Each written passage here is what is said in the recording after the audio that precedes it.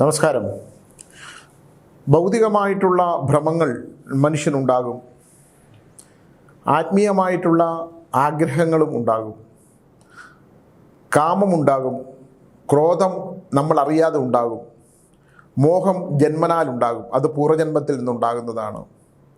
അപ്പോൾ കാമക്രോധ മോഹാദികളിൽ നമ്മൾ ലയിച്ചിട്ടുള്ള ഒരു ജീവിതമാണ് മനുഷ്യൻ്റേത്. ക്രോധമുണ്ടാകുന്നത് നമുക്ക് പൊരുത്തപ്പെടാൻ പറ്റാത്ത ചില സാഹചര്യങ്ങളിൽ നമ്മൾ ചെന്ന് പെടുമ്പോൾ, ഇല്ലെങ്കിൽ നമുക്ക് ഉൾക്കൊള്ളാൻ പറ്റാത്ത ചില വാക്കുകൾ മറ്റുള്ളവരിൽ നിന്നുണ്ടാകുമ്പോൾ നമുക്ക് ക്രോധമുണ്ടാകും. ഉദാഹരണത്തിന് ഇന്ന് രാവിലെ ഒരു അമ്മ എന്നെ വിളിച്ചു. ഞാൻ ആ പറഞ്ഞ കാര്യം തന്നെ 3 വട്ടം പറഞ്ഞപ്പോഴും അവർ വീണ്ടും അത് തന്നെ ചോദിച്ചുകൊണ്ടിരുന്നു.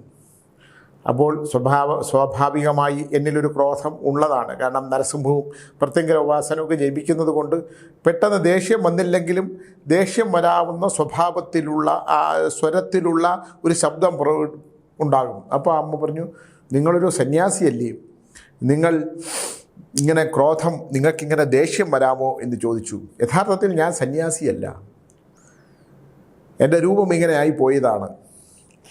ഞാനൊരു ഉപാസകനാണ്. ഉപാസന ആർക്ക് വേണമെങ്കിലും സ്വീകരിക്കാം. സന്യാസം എന്ന് പറയുന്നത് മറ്റൊരവസ്ഥയാണ്. ആ അവസ്ഥയിലേക്കൊക്കെ നമ്മൾ എത്തപ്പെടണമെന്നുണ്ടെങ്കിൽ നമ്മൾ സന്യാസി വേഷം, താടിയും മുടിയും വളർത്തിയത് കൊണ്ട് ഒരാൾ സന്യാസിയാകില്ല. ജ്ഞാനം ഉണ്ടായതുകൊണ്ടും സന്യാസിയാകില്ല. സന്യാസി വേഷം കെട്ടിയതുകൊണ്ടും സന്യാസിയാകത്തില്ല.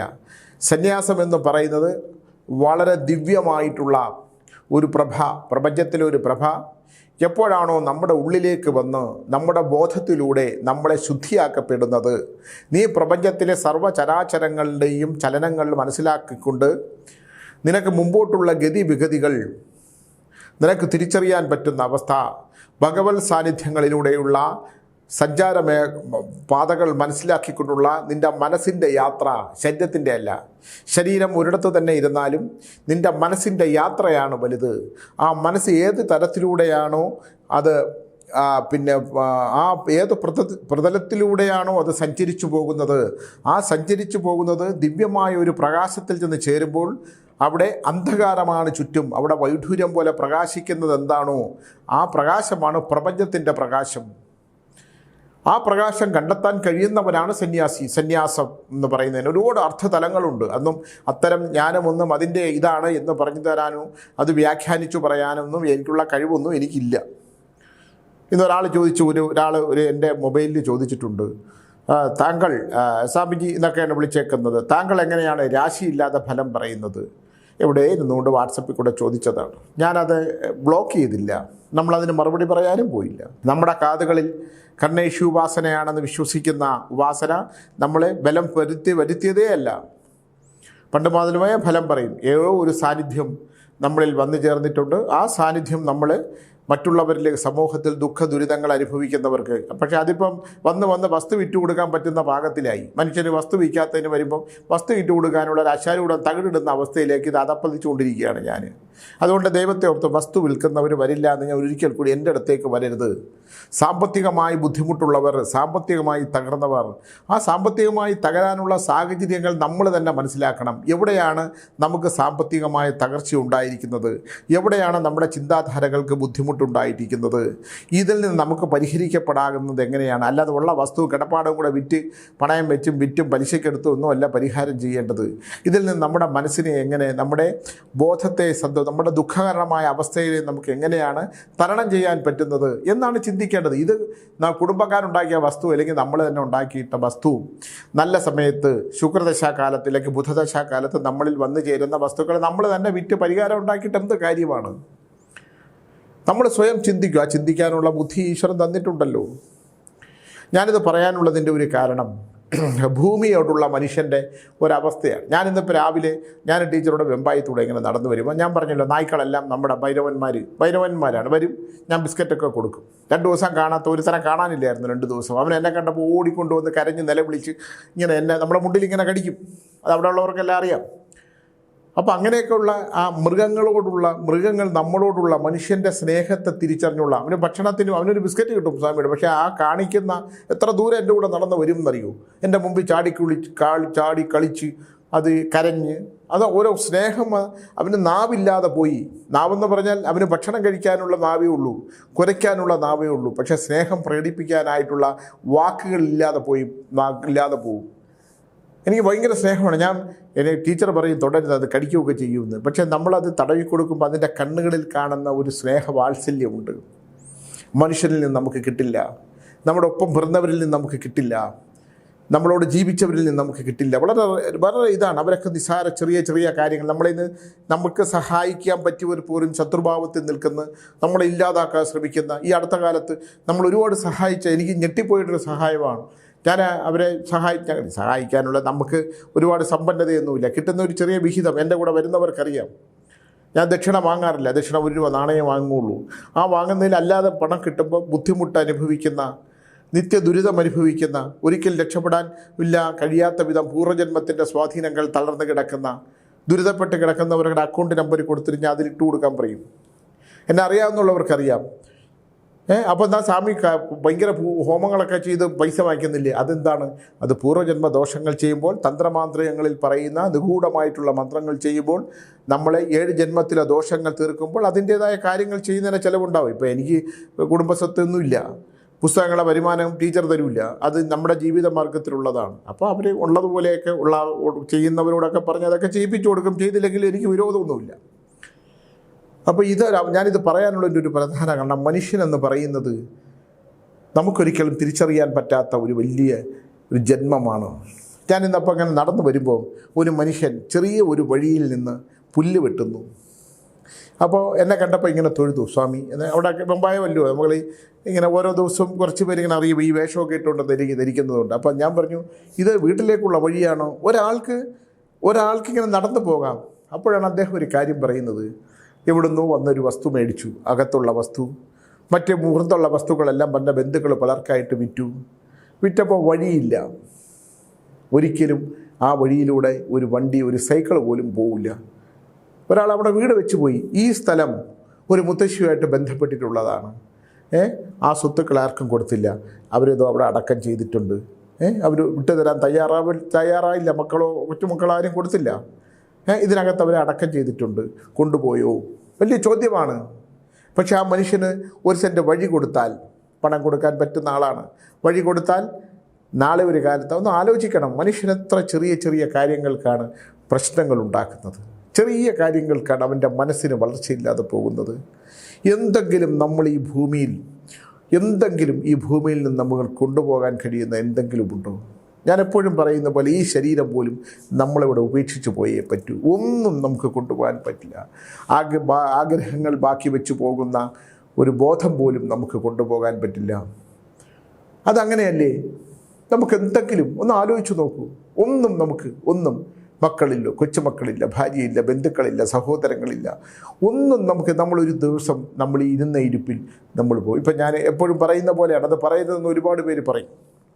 സ്വാമി അങ്ങനെ പറയരുതെന്ന് ഞാൻ ഇടയ്ക്കിടയ്ക്ക് എല്ലാവരും എന്നിലൂടെ ഞാനത് പലരെയും ഓർമ്മിപ്പിക്കുന്നതാണ്. നാളത്തെ ഉദയം, ഇന്നത്തെ അസ്തമയം, നാളത്തെ ഉദയം, പിന്നത്തെ അസ്തമയങ്ങൾ, പിന്നത്തെ ഉദയങ്ങൾ, പിന്നത്തെ ജീവിതങ്ങൾ, നമ്മൾ നടന്നു പോകുന്ന വഴികൾ, നമുക്ക് വെട്ടിപ്പിടിക്കാൻ പറ്റുന്ന സാമ്രാജ്യങ്ങൾ, ഇതെല്ലാം തന്നെ അലക്സാണ്ടർ ചക്രവർത്തിയുടെ ഒരു കഥ നമ്മൾ പറഞ്ഞിട്ടുണ്ട്. പലപ്പോഴും പറഞ്ഞിട്ടുണ്ട്. ആഗ്രഹങ്ങൾ പൂർത്തീകരിക്കപ്പെടാതെ പോയ സാമ്രാജ്യങ്ങൾ വെട്ടിപ്പിടിച്ചിട്ടൊന്നും നമുക്കൊരു കാര്യവുമില്ല. ബാബിലോണിയ കീഴടക്കാനായിട്ട് ലോകരാജ്യങ്ങൾ, ചെറു രാജ്യങ്ങളെ ആക്രമിച്ച്, അലക്സാണ്ടർ എന്നാണ് എൻ്റെ ഓർമ്മ, ഇനിയിപ്പം അല്ലെന്ന് വിചാരിച്ച് എന്നെ ആരും അങ്ങനെ തെറ്റുപറ്റിയാലും നിങ്ങളൊക്കെ അങ്ങ് ക്ഷമിക്കുക. ഞാൻ എൻ്റെ ഓർമ്മകളിൽ നിന്ന് പരിധിയെടുത്ത് പറയുന്നതാണ്. അലക്സാണ്ടർ ചക്രവർത്തി ലോകരാജ്യങ്ങളും ചെറിയ രാജ്യങ്ങളും മുഴുവൻ കീഴടക്കണം. ലോകം മുഴുവൻ കീഴടക്കാനായിട്ട് ഇങ്ങനെ സാമ്രാജ്യങ്ങൾ വെട്ടിപ്പിടിച്ച് പടയാളികളുമായിട്ട് ഇങ്ങനെ യുദ്ധം ചെയ്ത് മുന്നേറുകയാണ്.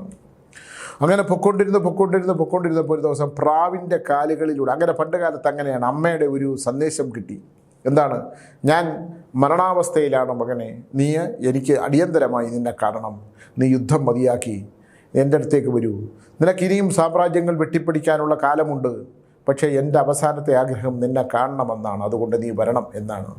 അപ്പോൾ ആ പ്രാവിൻ്റെ കാലുകളിൽ കിട്ടിയ ഒരു മറുപടി തിരിച്ചയച്ചു. അമ്മേ, ഞാൻ ബാബിലോണിയ കൂടെ കീഴടക്കിയതിന് ശേഷം ബാബിലോണിയ എന്ന ചെറിയ രാജ്യമുണ്ട്, അതുകൂടെ ഞാൻ കീഴടക്കിയതിന് ശേഷം ഞാൻ ഈ ലോക സാമ്രാജ്യങ്ങൾ മുഴുവൻ എൻ്റെ കീഴിലായി.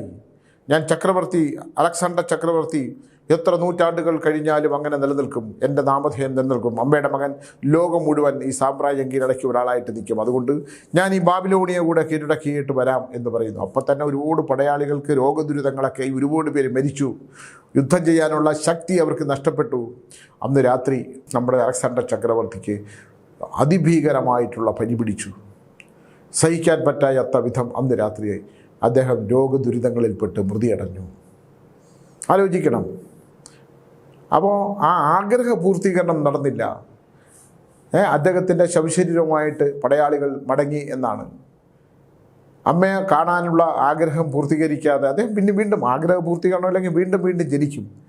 ഞാനൊരു ഉദാഹരണം പറഞ്ഞു എന്നുള്ളതേ ഉള്ളൂ. പക്ഷേ അതുപോലെ ഞാൻ ഈ പറയുന്നത്, അങ്ങനെ ഒരുപാട് ചരിത്രത്തിൻ്റെ ഏടുകളിലേക്ക് നമ്മൾ തിരിച്ചു പോയാൽ മരണമെന്ന് പറയുന്ന ശാശ്വതമായ സത്യം നമുക്ക് മുമ്പിലുണ്ടെന്നും അത് മാത്രമേ സംഭവിക്കൂ എന്നും സ്വന്തമായിട്ടുള്ളതെന്നും നമ്മളങ്ങ് വിശ്വസിക്കണം. അത് വില കൂടിയ കാറുള്ളതോ, ആൾക്കാർ ബഹുമാനിക്കുന്ന ഒരു ജീവിതമുള്ളതോ, AC മുറികളിൽ താമസിക്കുന്നതോ, അല്ലെങ്കിൽ ഒരുപാട് ഭൂമിയുടെ ഉടമയാകുന്നതൊന്നും അല്ല ജീവിതം. നിനക്ക് രോഗദുരിതങ്ങളിൽപ്പെട്ട് നീ കിടക്കാതിരിക്കാൻ ശ്രമിക്കണം. അതിൻ്റെ ഒരു ചെറിയ ഉദാഹരണമാണ് ഞാൻ പറയാൻ പോകുന്നത്. ഒരു കുടുംബത്തിലെ, എൻ്റെ മുമ്പിലുള്ള ഒരു വിഷയമാണ്. ഒരു കുടുംബത്തിലെ ഒരു സഹോദരനും ഒരു സഹോദരിയും ഉണ്ടായിരുന്നു. എന്ത് കാരണങ്ങൾ കൊണ്ടോ സഹോദരൻ ഏക്കർ കണക്കിന് സ്വത്തുണ്ട്, ഒരുപാട് സ്വത്തുണ്ട്. സഹോദരൻ കല്യാണം കഴിച്ച് ഭാര്യ പിണങ്ങിപ്പോയി. ആ സഹോദരനും ഏക്കർ കണക്കിന് സ്വത്തുണ്ട്, വരുമാനമുണ്ട്, പഴയ വീട്, എല്ലാവിധ സമ്പാദ്യങ്ങളുമുണ്ട്, എല്ലാ സമ്പാദ്യമുണ്ട്. പക്ഷേ ഈ സഹോദരിക്കുള്ള സ്വാർത്ഥത, ഒരു കല്യാണം കഴിക്കാൻ കഴിയില്ലാത്ത എന്തോ ഒരു അവസ്ഥയുണ്ട്. ഒരു ഗ്രഹങ്ങളും ഒരു ഗ്രഹനിലകളും അവരോട്ട് പൊരുത്തപ്പെടില്ല. പക്ഷേ അതിഭീകരമായിട്ടുള്ള ഗണിതശാസ്ത്രത്തിൽ, ജ്യോതിഷശാസ്ത്രത്തിൽ അപാര പണ്ഡിതയാണ്. അതുകൊണ്ട് തന്നെ അവർക്ക് ഭർത്താവ് പാടില്ല, നാഗദോഷ ദുരിതങ്ങളുണ്ട്. അവർ കാവിനകത്ത് പോയി നിന്ന് വിവസ്ത്രയായി എന്നാണ് പറയുന്നത്. എന്നോട് പറയുന്ന ആൾ പറഞ്ഞത്, അവർ രാത്രികളിൽ ആ കാവിൽ നിന്ന് പ്രാർത്ഥിക്കുമ്പോൾ നാഗങ്ങൾ വൃക്ഷങ്ങളിൽ നിന്ന് ഇറങ്ങി വരും എന്നാണ്. അത്രയും മഹാസിദ്ധിയുള്ള ഒരു സ്ത്രീ. ഒന്ന് ആലോചിച്ച് നോക്കൂ. ആയില്യ ദിവസം രാത്രികളിൽ കാവിൽ ചെന്നിട്ട് അവർ നനഞ്ഞ വസ്ത്രത്തോടെ, അവിടെ ഒരു കുളമുണ്ടെന്ന്, ആ നനഞ്ഞ വസ്ത്രത്തോടു കൂടി, വ്യവസ്ത്ര എന്നാണ് പറയുന്നത്, അതങ്ങോട്ട് ഉൾക്കൊള്ളാൻ പറ്റിയില്ല. കാരണം കാവിലൊക്കെ സ്ത്രീകൾ അങ്ങനെ പോയി നിൽക്കുമോ എന്നുള്ളത് ഉൾക്കൊള്ളാൻ പറ്റാത്തതുകൊണ്ട് ഞാനത് അവരെ വസ്ത്രം ധരിപ്പിച്ച് തന്നെ പറയുകയാണ്. അവർ പോയി പ്രാർത്ഥിക്കുമ്പോൾ ഒരുപാട് നാഗങ്ങൾ, ആ നാഗങ്ങൾ വന്ന് ഭടമുയർത്തി ആടും എന്നാണ്. അതുകൊണ്ട് ആ സമയത്ത് ആ അമ്മ ആ സ്ഥലത്തേക്ക് ഒരാൾ പോകില്ല. ജ്യോതിഷശാസ്ത്രത്തിന് അപാരമായ പാണ്ഡിത്യം.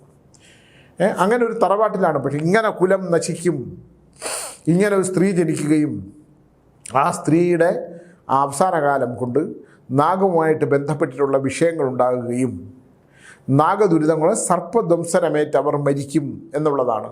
അത് അവർക്ക് തന്നെ നല്ലപോലെ അറിയാമായിരുന്നു എന്നാണ് പറയപ്പെടുന്നത്. എന്തായാലും ഈ സഹോദരനുമായിട്ടുള്ള ഇവരുടെ ജീവിതം എന്ന് പറയുമ്പോൾ ഒരിക്കലും സ്വാർത്ഥമതിയാണെന്നാണ് പറയുന്നത്. അത്രയ്ക്ക് ഒരു ബന്ധുക്കളുമായിട്ട് ഒരു ബന്ധമില്ല. ഈ സഹോദരൻ കല്യാണം കഴിച്ചു വന്ന പെണ്ണിനോട് നീചമായി പെരുമാറിയപ്പോൾ ഇട്ടിട്ട് പോയി. ഇഷ്ടം പോലെ സ്വത്തും, കെട്ടിവെക്കാൻ പറ്റുന്ന പാകത്തിലുള്ള പണം, ഇഷ്ടം പോലെ പണമുണ്ട്. ഒരുപാട് ജ്യോതിഷ പണ്ഡിതന്മാർ അവിടെ വന്ന് ഇവരുമായിട്ട് തർക്കത്തിലൊക്കെ ഏർപ്പെട്ടാൽ അവർ ജയിക്കും. പണമാണ്, എല്ലാം പണം. പണത്തിനോടുള്ള ഈ സ്ത്രീയുടെ ഭീകരമായിട്ടുള്ള അവസ്ഥ. എന്നിട്ട് അവർ പണ്ടുകാലത്ത് യാത്രകൾ ചെയ്യും എന്നാണ് പറയുന്നത്. എവിടൊക്കെയോ ക്ഷേത്രങ്ങളിൽ യാത്ര ചെയ്യും, നടക്കും. അത് വണ്ടികളിലല്ല, നടന്നു പോകും എന്നാണ് പറയുന്നത്. അവർ മഞ്ഞ വസ്ത്രം ധരിച്ച് നാഗമന്ത്രം ചൊല്ലിക്കൊണ്ട് ഇവർ ഭാണ്ഡക്കെട്ടുമായിട്ട് നടക്കും. പിന്നെ അവസാനം വലിയ ജടയൊക്കെ ഉണ്ടായി എന്നാണ് പറയുന്നത്. ജട ഉണ്ടായതുകൊണ്ടോ ഭക്തി ഉണ്ടായതുകൊണ്ടൊന്നും മനുഷ്യത്വം എന്ന് പറയുന്നൊരു സാധനമില്ലെങ്കിൽ ഇതുകൊണ്ടൊന്നും ഒരു കാര്യമില്ല. പണം അടക്കി വെക്കുന്നതാണോ പണം? ഈ പണത്തോടുള്ള മനുഷ്യൻ്റെ എല്ലാ സ്വത്തും സൗഭാഗ്യം ഉണ്ടായിട്ട് അവകാശം, നാളെ ഇവിടെ ഒരു അവകാശി ഉണ്ടോ എന്നുള്ളതാണ്.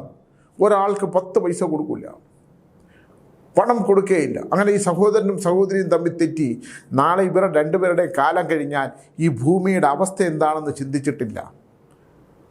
ഒടുവിൽ ഈ സഹോദരൻ ഇവരെ ഭീകരമായി മർദ്ദിച്ച് അവശയാക്കി, മരണാവസ്ഥയിലാക്കി, കേസായി, കോടതി വ്യവഹാരങ്ങളായി, പരസ്പരം ഭീകര ശത്രുക്കളായി. ഈ സ്ത്രീയെ സംബന്ധിച്ചിടത്തോളം അവർക്ക് തന്ത്രമന്ത്രവാദികളിൽ നിഗൂഢമായിട്ടുള്ള ഒരുപാട് കാര്യങ്ങൾ അറിയായിരുന്നു എന്നാണ് പറയുന്നത്. അതുകൊണ്ട് തന്നെ ഈ സഹോദരനെ ആഭിചാരത്തിലൂടെ കൊന്നു എന്നാണ്, വീഴ്ത്തി. അയാളെ മാത്രമല്ല, ആദ്യം അദ്ദേഹത്തിനെ സഹായിച്ചിരുന്ന മനുഷ്യരെ വീഴ്ത്തി, അത് കഴിഞ്ഞ് ഇദ്ദേഹത്തിൻ്റെ വക്കീലിനെ വീഴ്ത്തി, രണ്ടാമത് വെച്ച വക്കീലിനെ വീഴ്ത്തി. ഒരു വക്കീലിനും കോടതിയിൽ കയറുമ്പോൾ ഈ അമ്മയ്ക്കെതിരായിട്ട് ഈ ജട പിടിച്ച് ഈ മഞ്ഞ വസ്ത്രവും ധരിച്ച് നാഗപൂജ നടത്തുന്ന ഒരാൾക്കും ഇവർക്കെതിരെ ഒരു അക്ഷരം പോലും മിണ്ടാൻ കഴിയില്ല, ഇവർക്കെതിരെ ഒരു കോടതി വിധി പോലും ഉണ്ടാകില്ല. അവസാനം ഈ സഹോദരൻ ആത്മഹത്യ ചെയ്തു. മൃത്യു എങ്ങനെയാണ്? ഇവരോട് പറഞ്ഞു, ഞാൻ മരിച്ച് ഞാനിവിടെ പ്രേതാത്മാവായിട്ട് നിൽക്കും, നിൻ്റെ അവസാന കാലം. ഒരച്ഛൻ്റെ, ഞാൻ പറയുന്ന ഈ സ്വത്തുക്കളൊക്കെ എങ്ങനെ വന്നു എന്നുള്ളത് ഇവരിലേക്ക് വന്നു ചേർന്ന് എങ്ങനെയാണെന്ന് നമ്മൾ ആലോചിക്കണം. എങ്ങനെയാണ് ഇവർക്ക് ഇത്രയും സ്വത്തുക്കൾ കിട്ടിയത്? ഈ സ്വത്തുക്കൾ ഇങ്ങനെ നശിക്കണമെന്നുണ്ടോ? ഇത്രയും ഇതെല്ലാം വന്നു ചേർന്നിട്ടുണ്ടെങ്കിലും ഒരു ദിവസം സമാധാനമായിട്ട് ജീവിക്കാൻ പറ്റുന്നുണ്ടോ? ഒരു പുരുഷനെ അനുഭവിക്കാൻ ഈ സഹോദരിക്കോ, ഒരു സ്ത്രീയെ അനുഭവിക്കാൻ ഈ സഹോദരനോ പറ്റിയിട്ടുണ്ടോ? നമ്മൾ പുറയിലോട്ട് ചിന്തിക്കണം. ഇതെല്ലാം ഈ അവരുടെ ഈ നിഗൂഢമായിട്ടുള്ള താന്ത്രിക ശക്തിയിൽ ഈ ചെറുപ്പക്കാരൻ ആത്മഹത്യ ചെയ്തു. ആ സ്വത്തെല്ലാം അന്യം വന്നു പോയി. ആ സ്വത്തെല്ലാം അപ്പോൾ ഇവരിലേക്ക് വന്നു ചേർന്നു. ഇവരിലേക്ക് വന്നു ചേർന്നിട്ട് ഇവരെന്ത് ചെയ്തു? അതെല്ലാം തന്നെ പലർക്കായിട്ട്, ഇവരുടെ സ്വത്ത് തൊട്ടില്ല, പലർക്കായിട്ട് വിറ്റു. ആ വസ്തു വിറ്റു. ആ പണം മുഴുവൻ ഇവർ സമ്പാദിച്ചു. ആ പണം മുഴുവൻ സമ്പാദിച്ചു. ഇവരുടെ സ്വത്തുമുണ്ട്. അങ്ങനെ ക്രമേണ ഇവരുടെ അടുത്തേക്ക് ആരും വരാതായി. ഒറ്റപ്പെട്ട് ഇവർ രാത്രികളിൽ ഈ സർപ്പക്കാവിലും ഈ വീടിലുമായിട്ട് ഇവരിങ്ങനെ നടന്നു. ഭയങ്കര ഭീകരമാണ്. ഞാൻ ഇത് കേട്ടുകൊണ്ടിരുന്നപ്പോൾ എനിക്ക് ഭയങ്കര അവസ്ഥ തോന്നി. അപ്പോൾ ബാക്കിയുള്ള സ്ഥലങ്ങൾ അതെല്ലാം അന്യം വന്നു പോയി. ഇപ്പം നിലവിലുള്ള വിഷയം എന്താണ്? ഈ സ്ത്രീയുടെ മരണത്തെക്കുറിച്ചാണ്. കാരണം ലക്ഷക്കണക്കിന് കോടിക്കണക്കിന് രൂപ ഒരു കാലത്ത്, അന്ന് വിലയുള്ള കാലം, ആ വിലയുള്ള കാലത്ത് ഈ പണം, ചെമ്പ് പാത്രങ്ങൾ, പണ്ട് കാലത്ത് പുരാതനമായിട്ടുള്ളൊരു 10-100 വർഷം പഴക്കമുള്ള പുരാതനമായി കുടുംബത്തിലുണ്ടായിരുന്ന ചെമ്പ് പാത്രങ്ങൾ, രാജകൊട്ടാരങ്ങളുമായിട്ട് അവർക്ക് ബന്ധമുണ്ടായിരുന്നുള്ളത് കൊണ്ട്, ഏതോ മഹാരാജാവൊക്കെ അവിടെ പോയി താമസിച്ചിട്ടുള്ളത് കൊണ്ട് അവിടെ ഉണ്ടായിരുന്ന, അങ്ങനെ നമ്മൾ അവിടെ ഉണ്ടായിരുന്ന ആ പഴയകാല പ്രതാപത്തിൻ്റേതായിട്ടുള്ള ഒരുപാട് സംഭവങ്ങൾ, ഒരുപാട് വസ്തുക്കൾ എന്ന് പറഞ്ഞാൽ എല്ലാം ഉണ്ടാവും, ഭൂമി മാത്രമല്ലല്ലോ. അതെല്ലാം അവസാനം ആ മേൽക്കൂര, ഭക്ഷണം ഒരുപാട് പേരെ ഇരുത്തി ഭക്ഷണം കൊടുത്തിരുന്ന മേൽക്കൂരയൊക്കെ പൊളിഞ്ഞ് താഴെ വീണ് ഈ സ്ത്രീ രാത്രിയിൽ ഒറ്റയ്ക്ക്, വേറെ ആരുമില്ല. നിങ്ങൾ ആരെങ്കിലും ഈ വലിയ പറമ്പിൽ ഇവരുടെ ഏക്കർ സ്ഥലമുണ്ട്, അവിടെ കൂടെ അവർ ഇങ്ങനെ പന്തം കൊളുത്തിക്കൊണ്ട് നടക്കുന്ന പറയുന്നത്. പന്തം, തീപന്തം എന്തിനാണ്? ഈ സഹോദരൻ, ഈ മരണപ്പെട്ട് തൂങ്ങി മരിച്ച സഹോദരനെ അവൻ്റെ പ്രേതാത്മാവ് ഇവരെ അതിനെ തേടി പോവുകയാണ്. ഇവരെ ഉറങ്ങാൻ സമ്മതിക്കുന്നില്ല. അങ്ങനെ ഇവരെ നശിപ്പിക്കാനായിട്ട് പന്തവുമായിട്ട് ഇവരിങ്ങനെ വളരെക്കാലം ഒരു മനുഷ്യർ ആ ഭൂമിയിലോട്ട് കയറില്ല. കാരണം ഇത്രയും ആർക്കും വേണം ഈ സ്വത്തും പണവും, ആർക്കും ഇല്ലാതെ പോയി. കുടുംബക്കാരെ അടുപ്പിക്കില്ലായിരുന്നു. ഒടുവിൽ ഇവർ എല്ലാ സ്വത്തുക്കളും, എല്ലാ പ്രമാണങ്ങളും എടുത്ത് തീയിട്ട് സർവ്വതം നശിപ്പിച്ച് അവരെ സ്വയം മണ്ണെണ്ണ ഒഴിച്ചിട്ട് അഗ്നിക്കിരയായി വെന്തു മരിച്ചു. ഒന്ന് ആലോചിച്ച് നോക്കിയേ. വെന്തു മരിച്ചിട്ട് ഈ വസ്തു പലരുടെയൊക്കെ കയ്യിലായി. എങ്ങനെയൊക്കെ കള്ളപ്രമാണങ്ങളും നല്ല പ്രമാണങ്ങളും ഒക്കെ ഉണ്ടാക്കി ഒരുപാട് പേര് താമസിച്ചൊരു മുഴുവൻ നശിച്ച് രാത്രിയാവുമ്പം ഇവർ പറയുന്നത് ഒരു സ്ത്രീയുടെ ഒരു അലമുറ കേൾക്കും തീപ്പന്തം ഇങ്ങനെ പോകുന്നത് കാണും.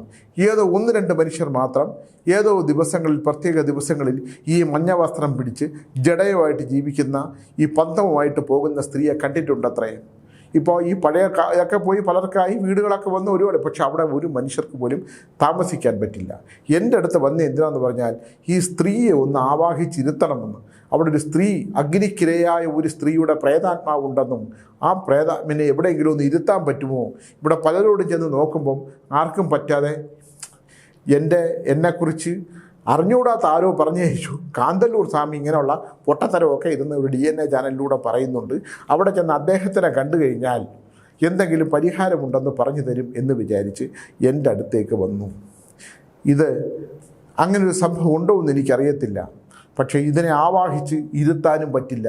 കാരണം പ്രേതാത്മാവിന് ശുദ്ധിയില്ലെങ്കിൽ പണത്തിന് വേണ്ടി ഭൗതിക സുഖങ്ങൾക്കും വേണ്ടി സ്വത്ത് മുഴുവൻ സ്വന്തമാക്കി സഹോദരനുമായിട്ട് കേസും വഴക്കും ഉണ്ടാക്കി സഹോദരൻ ആത്മഹത്യ ചെയ്തു. ആ പ്രേതാത്മാവിനെ തിരക്കി രാത്രി ജടപിടിച്ച വസ്ത്രവും പിന്നെ ജടപിടിച്ച മുടിയും മഞ്ഞ വസ്ത്രവും ധരിച്ച് പന്തമായിട്ട് അവൻ്റെ പ്രേതാത്മാവിനെ അന്വേഷിച്ചിരുന്ന സ്ത്രീ അവസാനം ഭ്രാന്ത് പിടിച്ച് സ്വയം മൃത്യുവിനെ കീഴടങ്ങിയതിന് ശേഷം ആ സ്ഥലമെല്ലാം കള്ളപ്രമാണങ്ങളൊക്കെ ഉണ്ടാക്കി ആരാണ്ടൊക്കെ ബന്ധുക്കളൊക്കെ ഉണ്ടാക്കി പലരുടെയും കയ്യിലായി. അവിടെ ഇപ്പോൾ രാത്രികളിൽ സഞ്ചരിക്കുന്ന ഈ പ്രേതാത്മാവിനെ തളയ്ക്കാൻ വിശ്വസിക്കുന്നുണ്ടോ? എന്നെ കൊണ്ട് പറ്റുമോ എന്ന് എനിക്കറിയില്ല. ഞാൻ പറഞ്ഞു തളയ്ക്കാനൊന്നും പറ്റില്ല. എന്തായാലും എനിക്ക് ഈ സ്ഥലത്തൊന്ന് വരണം എന്നുണ്ട്. രാത്രിയിൽ വന്ന് ഇവരുടെ ഈ സാദൃശ്യം, നിങ്ങൾ പറയുന്ന ഈ സത്യം, ഇതൊന്നുമില്ല എന്ന് വിശ്വസിക്കുന്ന ഈ ലോകത്ത്, പ്രേതാത്മാക്കളില്ല എന്ന് പറയുന്ന ഈ ലോകത്ത് ഇതെല്ലാം സത്യമാണെങ്കിൽ ഒരു കാര്യം ഞാൻ ചോദിച്ചു, നിങ്ങൾ ഈ തറവാട് ഇരുന്ന സ്ഥലം, ഇവരുടെ സ്ഥലം എന്ത് ചെയ്തേക്കണു? സ്വാമി അതാണ് കഷ്ടം. അത്രയും സ്ഥലം മതിൽ കെട്ടി തിരിച്ചിട്ടിട്ടുണ്ട്. അവിടെ ഒരു മനുഷ്യർക്കും പോകാൻ പറ്റില്ല. അവിടെ അഗ്നി കത്തുന്നത് കണ്ടിട്ടുണ്ട്. ഈ വന്നയാളും കണ്ടിട്ടുണ്ട്. ഞാൻ പറഞ്ഞു ഞാൻ വന്ന് നോക്കട്ടെ, എന്താണെന്ന് കണ്ടെത്തിയതിന് ശേഷം ഞാൻ ഒരു പരിഹാരം കണ്ടെത്താൻ എൻ്റെ കണ്ണേശ് ഉപാസനയുടെ കഴിയുമെങ്കിൽ ഞാൻ പറഞ്ഞു തരാം. അല്ലാതെ ഇതിന് ഉറപ്പൊന്നുമില്ല. അതുവരെ എനിക്ക് ജീവിക്കാനും ഇത് കണ്ടെത്താനുള്ള ഊർജ്ജം ലഭിക്കട്ടെ എന്ന് പറഞ്ഞ് അദ്ദേഹത്തിന് സമാധാനമായിട്ട് മടക്കി. എന്തായാലും ഇത് കണ്ടെത്താനുള്ള ഒരു ശ്രമം ഞാൻ നടത്തും. എന്നിട്ട് ഞാൻ DNA-യിലൂടെ ഇതിൻ്റെ ഫലം എന്താണെന്ന് പറഞ്ഞു തരാമെന്ന് പറഞ്ഞുകൊണ്ട് നിർത്തുന്നു. നമസ്കാരം.